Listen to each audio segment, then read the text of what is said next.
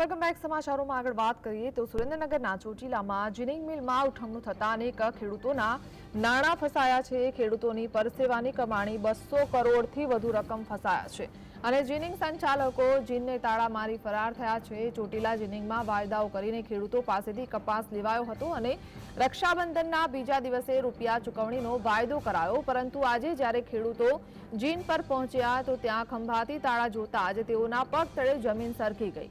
જીન બંધ જોવા મળતા ખેડૂતો, દલાલો અને મજૂરોના નાણાં ફસાયા છે। ચોટીલા જીન પર લોકોના ટોળા વળતા પોલીસ દોડી આવી હતી।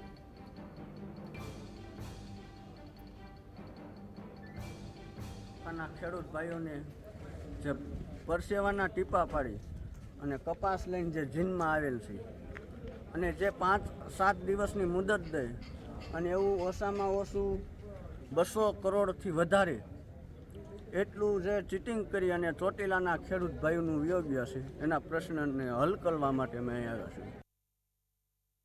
આજે આ બધા ખેડૂતને પૈસા ઝાંગડમાં કપા નાખ્યો હતો, આજનો ટાઈમ આપ્યો હતો, રક્ષાબંધનના બીજા દિવસે દઈ દીધો। મારો 6 થી 6.5 લાખનો કપા મારો પડ્યો હતો, મને આજનો ટાઈમ આપ્યો હતો, હું આવ્યો તો આ બધું કોપન પાડ્યું એટલે